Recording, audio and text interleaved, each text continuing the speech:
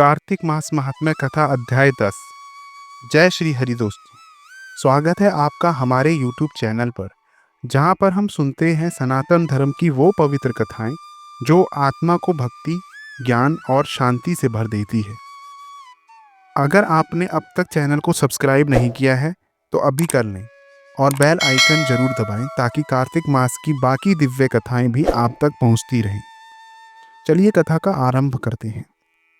राजा पृथु ने देवर्षि नारद जी को प्रणाम करते हुए कहा, हे ऋषिवर, कृपया बताइए, भगवान शंकर ने अपने मस्तक के तेज को क्षीर सागर में डाला, तब आगे क्या हुआ? नारद जी मुस्कुराए और बोले, हे राजन, जब भगवान शंकर ने वह दिव्य तेज क्षीर सागर में छोड़ा तो वहां एक अद्भुत घटना हुई।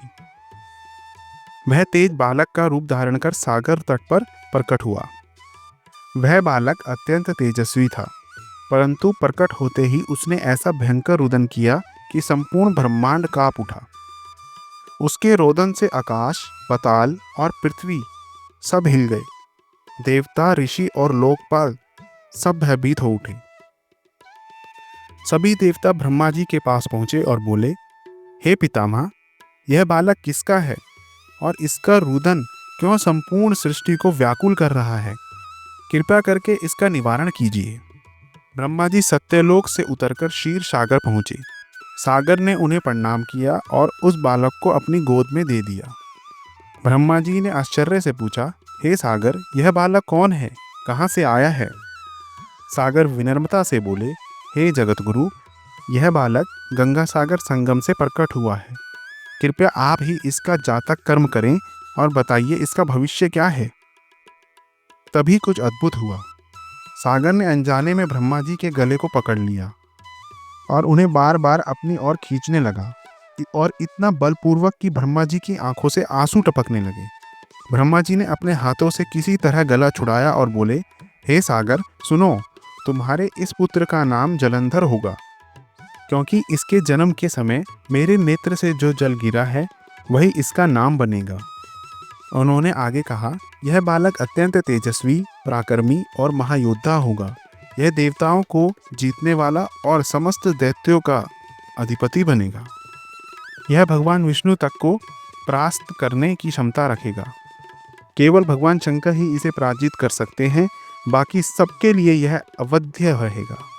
फिर ब्रह्मा जी ने कहा, इसकी पत्नी अत्यंत सौभाग्यशालीन, पतिव्रता, मधुर वाणी वाली और मनोहर रूपवती होगी।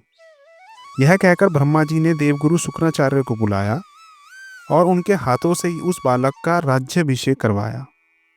इसके बाद ब्रह्मा जी अंतर ध्यान हो गए। सागर अत्यंत प्रसन्न हुआ।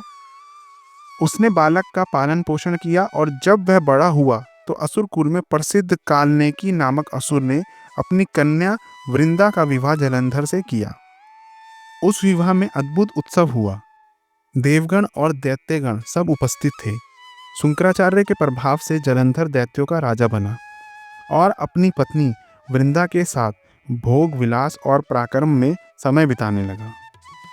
तो यह थी कार्तिक मास महात्म्य कथा का 10वां अध्याय, जिसमें हमने सुना भगवान शंकर के तेज से उत्पन्न जलंधर असुर की अद्भुत उत्पत्ति की कथा।